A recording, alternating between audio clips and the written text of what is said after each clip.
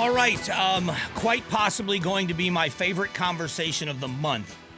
We get to talk college football with the college football person here in the state of Arizona. Erik Moses joins us, the CEO of the Fiesta Bowl organization. Man, thanks for doing this. I'm always glad to be here with you. I have been psyched since I woke up this morning to talk football.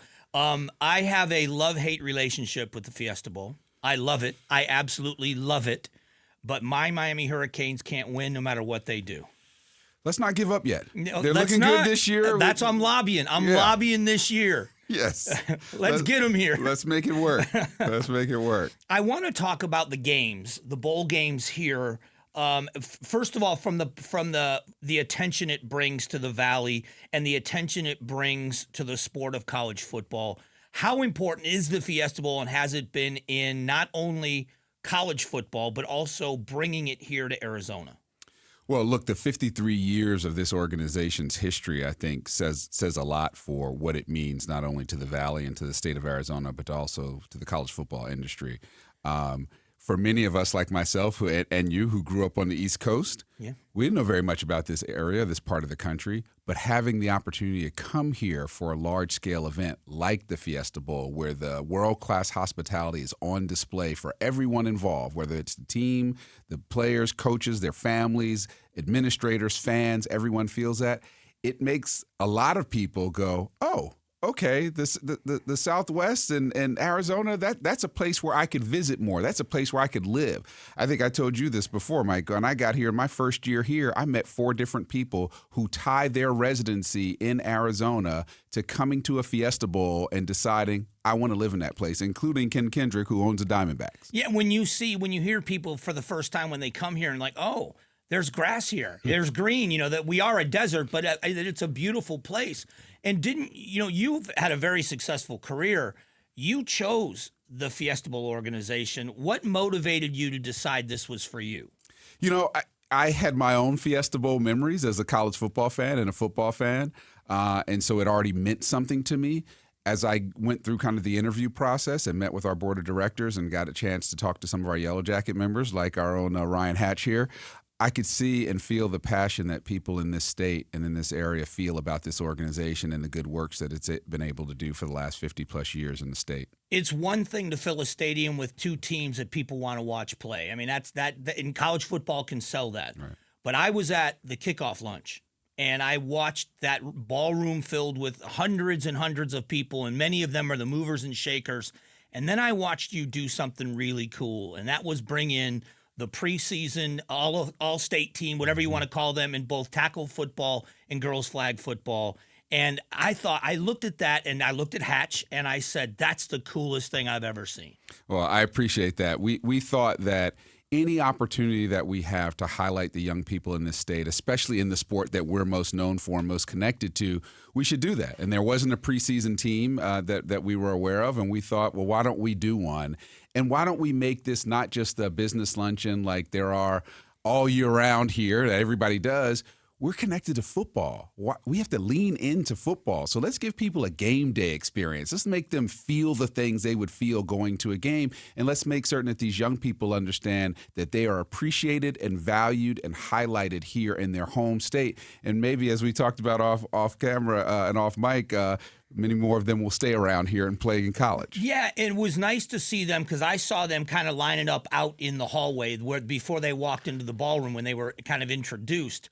But the looks on their faces when everybody was standing and cheering for them when they walked in, I think you created a Fiesta Bowl memory for those kids that they'll never forget. That's what we're hoping for. And, you should have seen them when they had their kind of time with Larry Fitzgerald, which was fantastic. And Larry, we all know how great a person he is, but he gave them a lot of time, answered their questions, took pictures with them and all that. That's something that they won't ever forget. Erik Moses is joining us, Executive Director, Chief Executive Officer of the Fiesta Bowl organization. The other part of it was nice to see Larry take a couple of shots at Bickley for once instead of the other way around. That was a pretty classic moment for the people in this building, and Bickley was a good sport about it, but Larry finally got his shots in. I love that part, and Dan is a good sport, and he appreciated it too. We were so pleased that he agreed to MC that event for us. I think it added another dimension to it, and certainly Larry's letting a lot of people have it in that ballroom, and it was fun to see that side of him. You know, he's such a serious and substantial person, but to see him poke some fun at some people he obviously cares about in this town was fun. Let's talk about the economic impact because it is a business, and the businesses in Arizona love these events, these bowl games, because it does not just mean the dollars in the immediate, which it does, but as you've talked about, the long-term residual effects, that Chamber of Commerce effect that you couldn't replicate nor could you pay for. We're fortunate in this town and in this state to be able to have all of the professional teams and college teams, NASCAR, and a big bowl game, in addition to the mega events that we do, whether it's Final Four, Super Bowl, or what have you.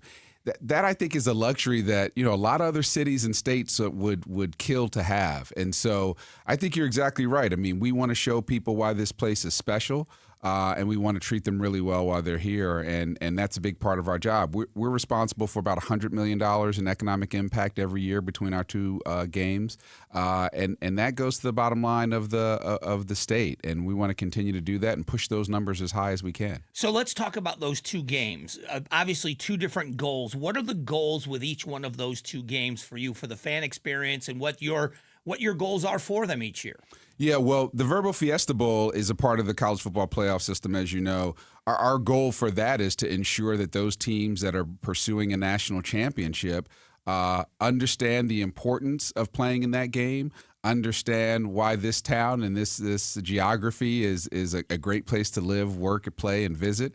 But we want everyone who comes to either of our games to feel that same world-class hospitality. Yeah. And, you know, Coach Gundy from Oklahoma State, who played recently in both games, right, said to us when his team played in the Guaranteed Rate Bowl, I couldn't tell the difference in the way that we were treated in this bowl versus the Verbo Fiesta Bowl. And that's exactly what we're going for, from top to bottom, from head coaches, team, players, fans, families, everyone to feel that world-class hospitality. Because most people see them when they take the field. Mm-hmm. But when they are here for that week or however long that they're here, they are embraced by everyone. The practice facilities, the people they run into, the restaurants, the hotels, they are superstars. People look at them and want pictures, and that entire experience for those teams has got to be so important. But I have to ask you, how important is it that you're hosting a quarterfinal? Oh, it's super important, especially since it's the very first ever quarterfinal. I think it's fitting for us that we call ourselves a bowl of firsts for good reason. You know, the first to have a title sponsor with Sunkist back in the day, the first to have a national championship, 1 versus 2, which I know is painful for you, but Penn State Miami decided on the field. I mean, we have innovated from the very beginning, and so great that we would start off this expanded format hosting the very first quarterfinal. It's great. It'll be a game of consequence every year, and then next year in 2025, we'll host a semifinal game again. Yeah, it's incredible. I just can't get the visions of Vinny Testaverde and 5 interceptions out of my head. Thanks for. I'll be thinking about that all day. I'm going to try not to curse on the air. All right, we have one more segment with you, and the other part of this that I think is equally, if not more important, is the impact you have in the community, because I know, knowing Ryan Hatch the way that I do, that he is as laser focused with everybody in this building on serving our community. And I know that you all in that organization are the same way. And I want to talk about your charitable impact and community impact, because I think people need to know what you accomplish with this work. Yeah. Fair enough? Absolutely. All right, Erik Moses is with us. In just a moment, we're going to talk about more. A big thank you to the people listening, especially if you're in El Mirage this hour. And El Mirage, thanks for listening. We have got so much more coming up here in just a moment. All right, Erik Moses from the Fiesta Bowl organization is here with us, and we've been talking football, which I love, but let's talk about the importance of what you do, and I love this more than anything else. I want to start with your Wishes for Teachers program. How did this idea even come up? And I think it's an amazing idea. Can you describe what this is? Yeah, it's the eighth year of this program, and essentially what we're trying to do is just to make some incremental progress in supporting our teachers who, as we all know, I like to say are doing God's work by trying to educate the next generation of leaders, of workers, of citizens in our country. They are rarely paid the value of what they do. And many times, as we discussed, are reaching in their own pockets in order to provide resources to the young people who are in their charge and in those classrooms. And that shouldn't be the case. Shouldn't be the case in a country like ours. It shouldn't be the case in a state like ours or in a city like ours. And so we're trying to help that out. And so we give $2,500 grants to 500 teachers all across the state to help them to fulfill their wishes. We choose them randomly. We get thousands of applications, and we're encouraging anyone who's listening to this, you have until Monday to get your applications in. And it's for school-based personnel, teachers, school nurses, coaches. Last year we funded a girls flag football team in Chandler, and they got to buy equipment and cleats and other things that some of the girls needed. That story was told at the luncheon. There was not a dry eye at our table listening to that coach talk about digging into her own pocket to fund what she knew she couldn't let go, and then to talk about what that grant meant to her. Mike, I had a teacher the first year I was here with the Bowl tell me that she wanted to make certain that her kids were in the best position to learn. Sometimes they come in and they're hungry. Sometimes they don't have the school supplies that they need. And she looked at me and she said, "Erik, I have my own babies and I need to be able to provide for them, but I feel like these are my kids too, and I want to provide for them." And I'm a tough guy, but I couldn't hold it in on that one. And so anything that we can do to try to help to mitigate that situation, we want to do. And I tell people, it may be our $1.25 million may be a drop in the bucket, but buckets don't get filled unless you start putting drops in them. So we're going to hopefully inspire others to follow our lead. Well, the other part that I love about the organization, and I know you guys are not real happy about bragging about yourselves, but these are people that could write checks and then go on with their lives. But you're surrounded with people in your organization that dedicate a significant part of their lives, as busy as they are, because they believe in the work that you do. It is about the product you put on the field, but it's about what you do in this community. And I think that's where the credit needs to be given to all of you. Yeah, I'd like to think of our team as a force multiplier on those dollars. We're not just passing through dollars and just writing checks and going, good luck, and going away. Our community relations and engagement teams are out in communities all across this state, up north, up down south, east, west, talking to teachers and school personnel, talking to community organizations about our grant cycle and applying for grants. We're out there making certain that we're showing up, whether it's, our new AED assistance program that we just launched with the BHHS Legacy Foundation to ensure that schools have defibrillators and CPR training for their staff there. That can literally save lives. Well, we watched it happen on an NFL field. Hamlin. We saw Damar Hamlin literally drop dead on the field. Yep. And so the impact of what that program is. And what are some of the other things? Because there's a list of things that you do, and you keep adding to that list in the community. And I know that part of giving is that you do it quietly. You don't pat yourself on the back. But I think the community needs to know some of the great things you guys do. Yeah, our charitable efforts are organized in a couple ways. So we have what we call our legacy programs, which are things that are meant to be ongoing, and that's Wishes for Teachers, which is in its 8th year. That's our football field donation. So after the Guaranteed Rate Bowl, where we bring in 75,000 square feet of thick-cut sod that's grown right here in Arizona, we take that into Chase Field and lay it down and have a football field inside a baseball stadium, and then we donate that field to a community that's in need of a play space across Arizona. So last year it went to Luke Air Force Base, and that is ongoing. That happens every year. And then we have our grant cycle. And so every year, this past July, we made awards. Every year, we're donating and fulfilling grants from nonprofit organizations throughout this state that support youth sports and education. The important part of that, growing up where I did, I was so blessed. I grew up in Southwest Florida at a time when it was a hotbed for talent. I watched Deion Sanders play Pop Warner in high school football, Michael Irvin, Edgar and James, Anquan Bolden. I watched these guys around, Emmitt Smith up in North Florida, and every one of those guys in every sport they played started out on a Little League field or a Pop Warner field somewhere, And every one of them that there's ever talked publicly has talked about their roots with the coaches and the people that made that happen for them. And I think it is such, whether you go on to be a superstar and a Hall of Famer or you just have great memories on those fields, how important that is in the formation of our lives. Yeah, coaches are investing in young people, just like teachers are. And we need to support that investment. And not only should we support it, but we should also bring attention to it. That's why we launched Friday Night Showdown, to highlight what's happening on the high school level and the scholastic level on football fields all across this state. You know, and this year we're going down to Tucson. We're up north. We kicked off the season at San Carlos.